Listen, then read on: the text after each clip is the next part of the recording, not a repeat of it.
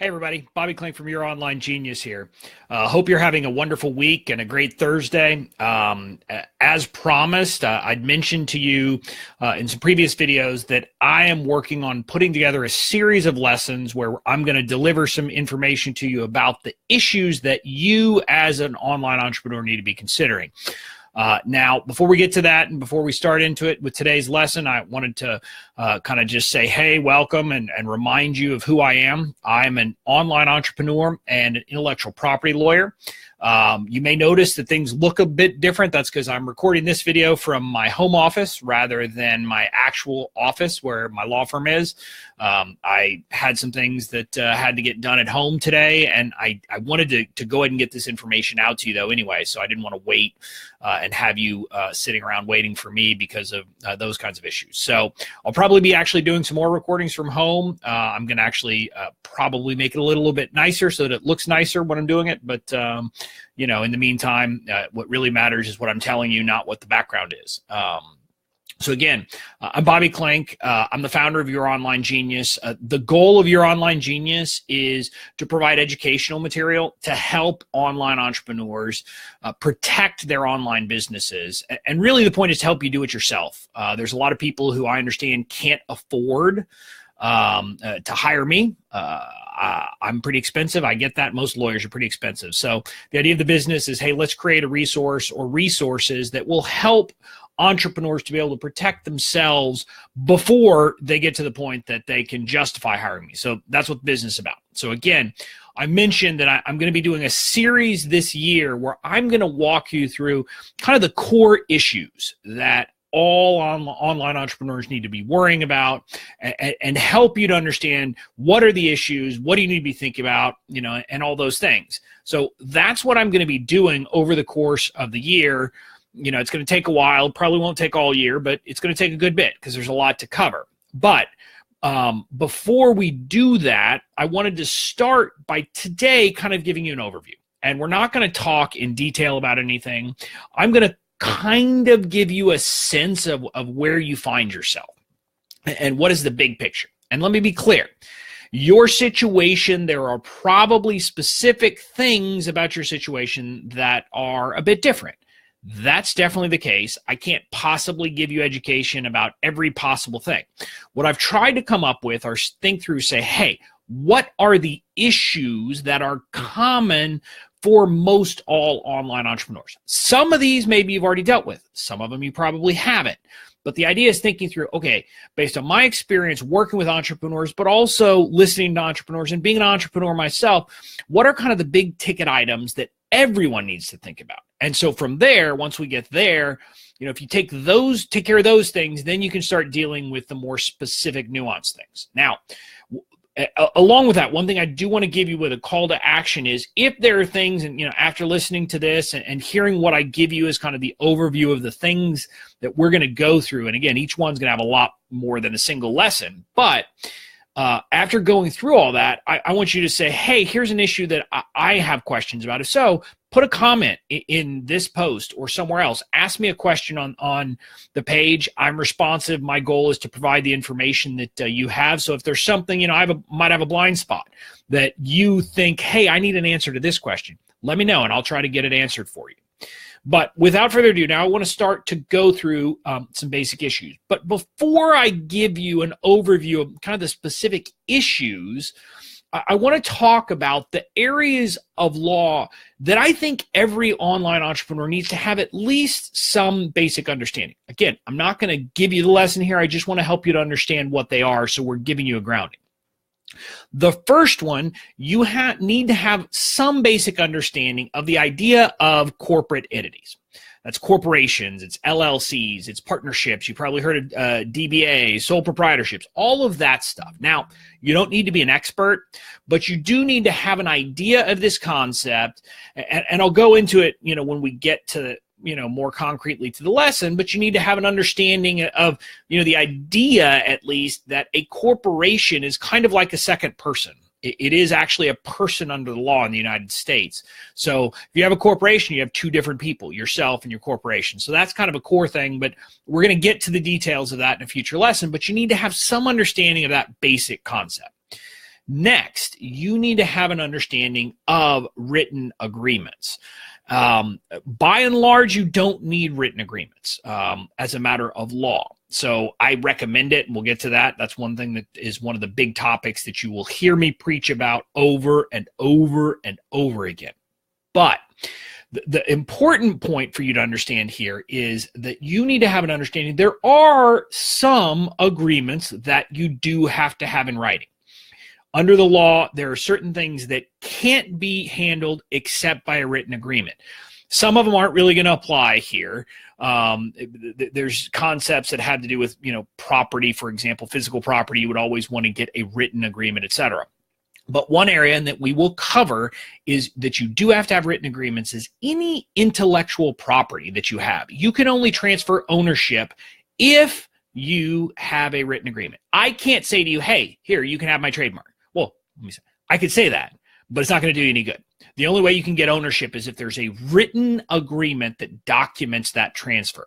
So that's one area that you need to be aware of. And we'll get into those details in future lessons, future sessions. Again, I just want to flag that for something you need to have an understanding of.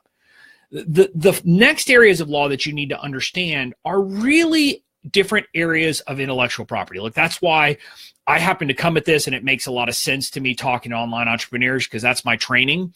But as an online entrepreneur, your assets, 97 probably to 99% of your assets are intellectual property. You're probably not making widgets. If you are, you're probably not making them yourself. You probably don't have a physical location that has a lot of value. You might have some computer equipment, but fundamentally the value of your business is in your kind of intangible assets. So you need to understand trademark law, and you don't, again, have to be an expert, but you have to understand the general idea of what is trademark law, what's protected, where are issues that I need to be looking out for. Copyright law, you've got to understand that because you need to understand what you can and cannot do with other people's material, but also understand what is protected for you. So you need to understand that, and then you're going to need to understand the distinctions between copyright law and trademark law because they're different, but a lot of people confuse them. To give you a quick lesson there, trademark law is about branding. It's about something that identifies who produced a product or a service. So think of it as Nike, the brand name, or the swoosh, or Just Do It. All of those are things that tell you, this is from this company called Nike that is producing this product or service. So that's what a trademark is. A copyright protects creative works. So movies, music, books, any written material, any kind of audio recording, what I'm doing right here, shooting a video for you, that is protected by copyright law. Now there's nuances there that I'm giving all kinds of rights to Facebook by putting it on Facebook, and that's okay. But you need to understand the difference between the two. Then the next area of law you need to understand is called trade secret law. And trade secret law is probably one of the least well-respected or kind of one that doesn't get the respect it deserves, given how important it is for the typical online entrepreneur. Trade secret law allows you to protect your confidential information. It's pretty simple. You don't have to file anything. You don't have to do anything. All you have to do is keep your confidential information secret and take reasonable steps to do that. And if you do, you protect it. This is how you protect your CRM database. This is how you protect your customer list. This is how you protect any proprietary method you have in your business. So again, if you think about that, hugely important. You need to understand that. We're going to get to that in some future lessons. Then the last area of law that you need to understand is the right to publicity. This is an area that a lot of people just don't even think about. But it is a very important concept. The basic concept is that every individual has the right to control their own name, image, and likeness and how it's used for commercial purposes. In other words, you can't snap a photo of me and then use it on your advertising because I have the right to control that. This is what allows celebrities to make millions of dollars from endorsements and all of those deals because people can't just use them. They have to pay them to get that right. So that's the last area of law that you're going to need to have an understanding of. So we've gone over that basic concept of the legal concepts you need to understand, but now let's transition to what I'm going to think of as kind of the 6 big areas that you need to be thinking about, that there are issues there that you need to think about and make a decision. And I'm going to go through those very quickly, again, just laying the groundwork for future lessons. So the first decision point that you as an entrepreneur have is all about corporate entities. It's should you create a corporation or not? If so, what kind?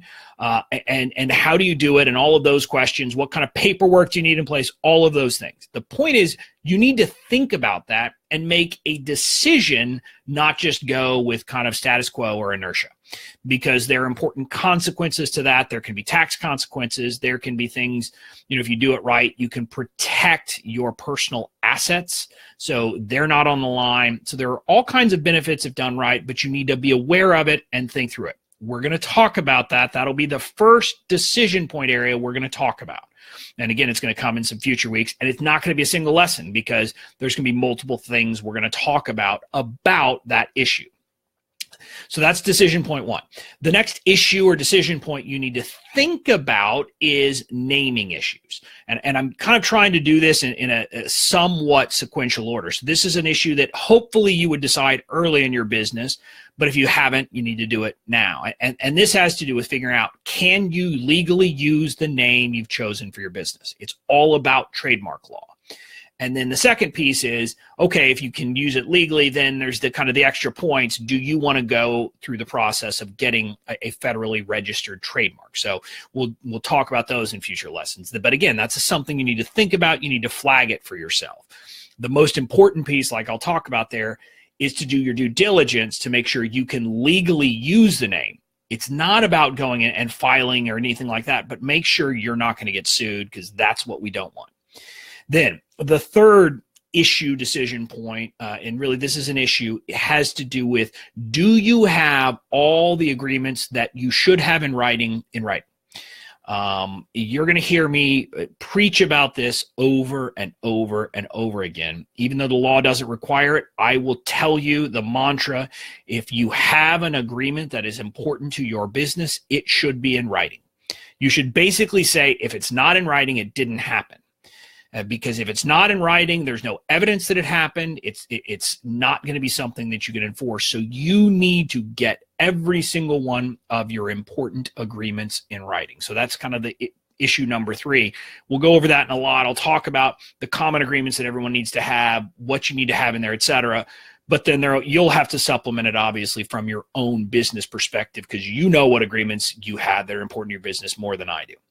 Now, the next issue is all about confidentiality, and that is, do you have the right policies, procedures, agreements in place to protect your confidential information? Again, like I said, this is an area that doesn't get the respect it deserves.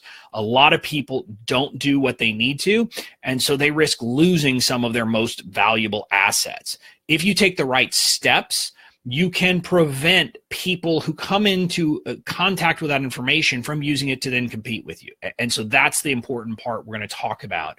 It has to do with really about what I like to think of as kind of friendly threats. So it's about protecting yourself from employees, independent contractors, joint venture partners, people you may want to do business with, manufacturers, all of these different people who, before you're going to share the information with them, you need to get the right protections in place so they can't use it except for your business purpose. So that's what we'll talk about in that lesson.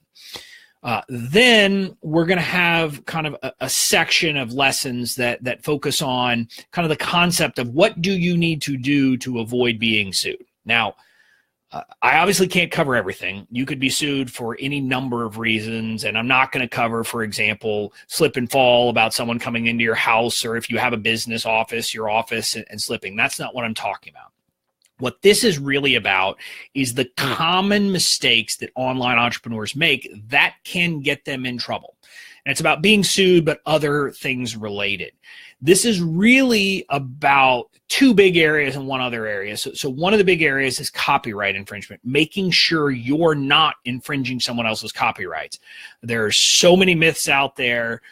There's so much street law out there. A lot of people make mistakes without realizing it. So I'm going to walk through a lot of the different issues to help people understand what not to do, but also just to make sure that you're aware of it and thinking about it. So the other issue, again, we will have already talked about trademark law, so I'm not going to come back to that, but we're going to talk about the right to publicity.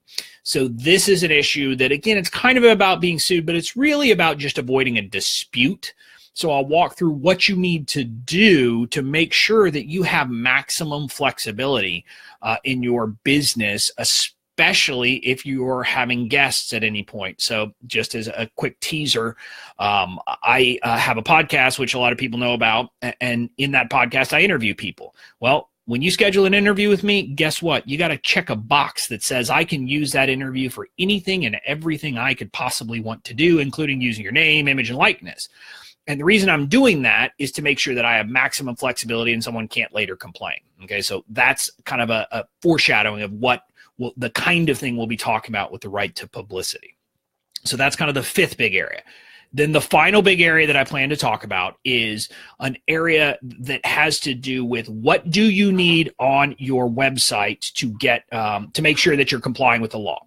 And there's a couple of things you need, a couple of policies you'll need. One is a privacy policy where you tell people, and by the way, I apologize, my dog just ran in, but you need a privacy policy where you tell people what information you're collecting while they're on your website and what you do with it. So that's a big issue. A lot of people go and get canned ones. I'm going to give you some advice on things you have to be careful about if you go and get just one from a canned place without some lawyer who's really thought about it. Then the other piece you need is a terms of use or terms of service. That, think of it as the written agreement. Hi, Kinley, this is my daughter. The written agreement between you and people who use your website. So you need to have that in place. And those are the two documents. There's another issue, which is a disclaimer. I put that in terms of use, but you can think of that sometimes as a third document that you might need to have in place in certain circumstances. So that's the last issue. That's what we're going to cover. So that's a broad overview. Over the following months from now, I am going to walk through and give you more specific lessons to help you really understand these issues. But I wanted to start this week by giving you a very high level understanding of what we're going to cover. What are the issues? What are we going to talk about? And what will you learn? And to help you to start to spot the issues, because I think that's the most important thing, to help you understand what are the things you need to be thinking about. So that's it for now. I'm going to sign off, but I just wanted to do this quick little lesson, talk to folks about that. If you have any questions, again, that's my call to action to you. If you have questions, if you have comments about, oh, well, what about this issue? Put a comment, in this post, because I want to see it. My goal is to help you. I'm going to do my best to cover everything that I can think of that's really kind of universally applicable to online entrepreneurs, but I want to try to address questions. So I'll probably also have some one-off lessons. So if there's something that you think is specific to you, let me know. I'll try to create a lesson to help you understand that area of the law. That's it. I'm Bobby Klink signing off. I hope you have a great rest of the week and a great weekend. And, we'll be back next week with the first truly substantive lesson where we're really going to start diving into these issues in more depth. We'll be talking about corporations and corporate entities next week. That's it for now.